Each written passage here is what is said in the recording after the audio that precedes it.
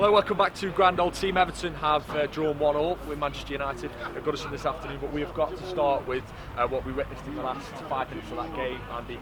A disallowed goal which, by all accounts, shouldn't have been disallowed. I think it speaks volumes about the decision that you've got a manager as experienced in world football as Carlo Ancelotti, and he's out of his trap like a greyhound at the races to berate the referee to get a red card. For Carlo Ancelotti to get sent off for complaining about or for voicing an opinion about the VAR decision, I think tells you everything about the VAR decision. The whole point, I've just said this in the video with Mikey, for me the whole point of VAR is to eradicate the wrong decisions, to avoid those situations, isn't it? I think, a lot of pundits have said that VAR actually isn't the problem, it's the idiot who's watching it. Right. And I have to say idiot, because we've seen so many just in the last couple of weeks, to the point now where the referees are instructed not to go over to the pitch side monitor. What's all that about? If either the referee is refereeing the game or do away with him and just do it all remote. It's nonsense. I actually thought that referee today had a very poor game. I really did. I think he could have set the tone.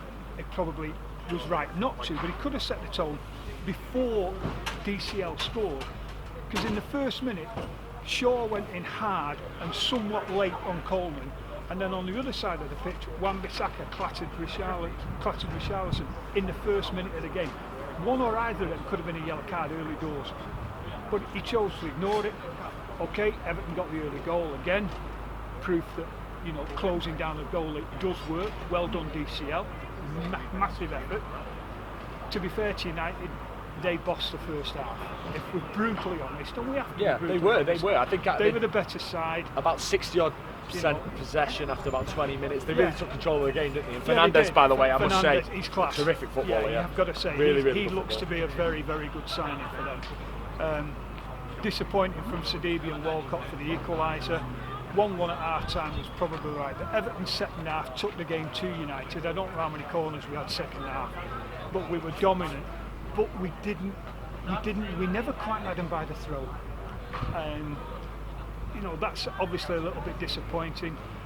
I thought Tom Davies had a good game, particularly second half. First half he was a little bit anonymous, but second half I thought he came into his own. Holgate was solid, Keane did okay, Baines was good defensively second half. I was a bit concerned first half when Wan-Bissaka was getting down that right flank a bit too easily for us. But overall, it wasn't a bad performance from Everton at all. Do you think we deserved to win the game? I'd struggle to say yes as well. To be honest, given the first half, if you could win a game 1.5-1, I'd take that. I think 2-1, United would probably feel aggrieved had they lost the game. But if they'd have lost it to a genuine goal, let's say there's a slight element of doubt about DCL's second, but if they'd lost it to a genuine goal, they couldn't have complained. But we've all seen the reaction today.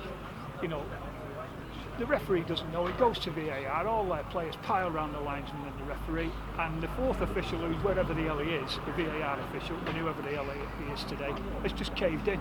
I was actually disappointed, because what I wanted to see is a few of the Everton boys go over there. I mean, they were celebrating, but they had time to turn around and realise that it was being checked. And then I wanted to see a few of our lads get over and get in the referee's face a little bit. The crazy thing was that there was people saying on the forum that VAR would play a part today. Really? And seriously, I'd actually written in my report before it's 3 added minutes was the time for Everton to snatch a winner. Yeah. And then they scored, and I thought, I don't believe this. I've foreseen it. And then my missus went, uh-oh, VAR. No. Yeah. And my heart sank as soon as she said VAR, because I hadn't jumped up. But it's disappointing. It's disappointing. I thought we played very well today. The second half was like the second half at Arsenal. We were dominant. We did get on top of them. We did restrict them. Fernandes apart. So yeah, it's disappointing to only get a point.